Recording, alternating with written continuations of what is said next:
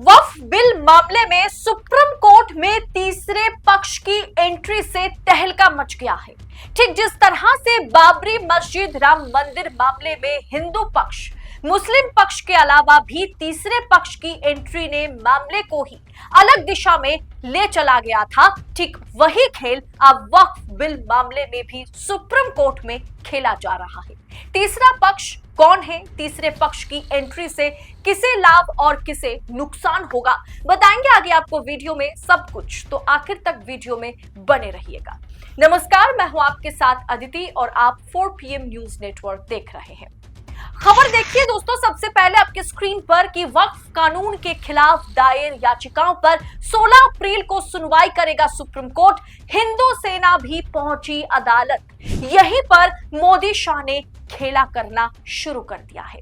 दरअसल वक्फ बिल को लेकर के मोदी शाह की रणनीति कहीं सुप्रीम कोर्ट में धराशाही ना हो जाए, इसलिए इसमें हिंदू सेना की एंट्री करवाई गई है। वक्फ संशोधन अधिनियम को चुनौती देने वाली 20 पिटीशन अभी तक दाखिल हुए हैं।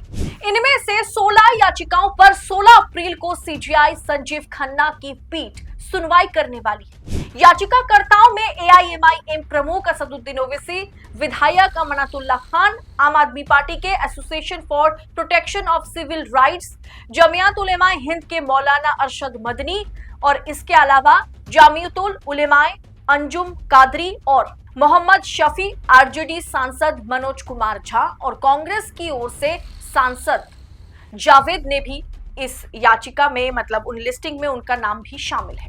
केंद्र सरकार ने सुप्रीम कोर्ट में कैविएट दाखिल किया है। केंद्र ने एक तरफा आदेश की आशंका से बचने के लिए कैविएट दाखिल किया है। सरकार ने सुप्रीम कोर्ट से वक्फ कानून को लेकर के दाखिल याचिकाओं पर उसका पक्ष सुने बिना आदेश न देने की मांग की है। एक तरीके से सुप्रीम कोर्ट के आगे मोदी सरकार हाथ जोड़कर पहुंच गई कि साहब मुस्लिम पक्ष को सुनने के साथ साथ हमारा पक्ष भी जरा सुन लीजिए, फिर किसी नतीजे पर पहुंचना। दरअसल मोदी के अंदर, मोदी सरकार के अंदर डर है कहीं यह बिल भी उन्हें वापस न लेना पड़ जाए। हिंदू सेना ने, जिसके बारे में मैं बात कर रही थी कि ये तीसरा पक्ष है कौन, तीसरा पक्ष हिंदू सेना है। हिंदू सेना ने दाखिल की है याचिका। इस बीच वक्फ संशोधन अधिनियम के समर्थन में अब हिंदू सेना भी सामने आ गई। मतलब आप सोचिए, वक्फ बिल को लेकर के मुसलमान समाज के तमाम नेता जो मुस्लिम समाज को रिप्रेजेंट करते हैं, संवैधानिक पद पर बैठे हैं, वो कहीं ना कहीं सुप्रीम कोर्ट पहुंचे इस बिल का विरोध करने के लिए। मोदी सरकार बचाव में सुप्रीम कोर्ट में कैविएट दाखिल करती है कि साहब जवाब हमारे तरफ से भी सुन लीजिएगा कि हमारा जवाब क्या है इस पर। तीसरे पक्ष की एंट्री वाकई परेशान करने वाली है, क्योंकि हिंदू सेना का काम इसमें है क्या। दरअसल हिंदू सेना की बात जब सामने आई, हिंदू सेना ने सुप्रीम कोर्ट में इसके पक्ष में मतलब इस बिल के पक्ष में याचिकाएं दाखिल की है। सुप्रीम कोर्ट में एक हस्तक्षेप याचिका दाखिल की है हिंदू सेना ने, जिसमें उन्होंने अधिनियम का समर्थन करते हुए अदालत से पक्ष रखने की अनुमति मांगी।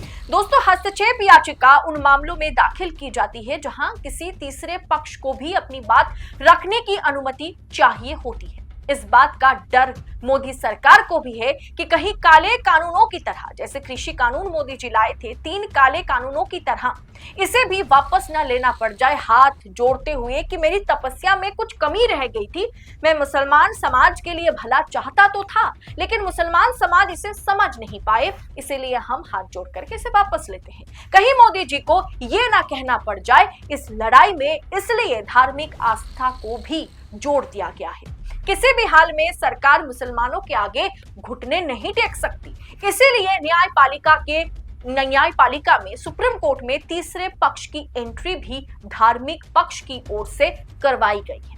हिंदू सेना का क्या काम है दोस्तों? सुप्रीम कोर्ट क्यों हिंदू पक्ष को बात रखने की अनुमति देने वाली है?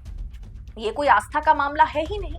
जिस पक्ष का कोई मतलब नहीं बनता वो पक्ष इसमें शामिल हो गया है। दरअसल दोस्तों, मोदी सरकार इस मुद्दे को धार्मिक रंग देना चाहती है, इसीलिए हिंदू सेना की इसमें एंट्री करवाई गई है, जैसा राम मंदिर बाबरी मस्जिद मामले में हुआ था, ताकि सत्ता पक्ष का पक्ष भारी हो और सुप्रीम कोर्ट पर, जजों पर दबाव बने। बहुसंख्यक आबादी का भी दबाव एक तरीके से धार्मिक तौर पर सुप्रीम कोर्ट पर है।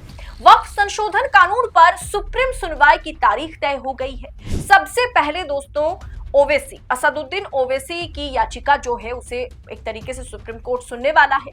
20 पिटीशन अब तक याचिकाकर्ताओं ने अलग अलग तरीके से दाखिल की है कि नया वक्फ कानून संविधान के अनुच्छेद 14, 15 मतलब इक्वालिटी, 25 धार्मिक स्वतंत्रता, 26 धार्मिक मामलों की व्यवस्था और 29 अल्पसंख्यक अधिकार जैसे मौलिक अधिकारों के खिलाफ है ये याचिका।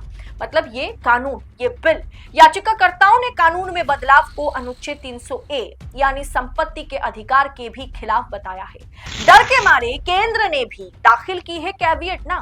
पहुंचा सुप्रीम कोर्ट के दरबार में मोदी सरकार पहुंची। वक्फ मामले में हिंदू सेना की एंट्री पर दोस्तों आपकी राय क्या है?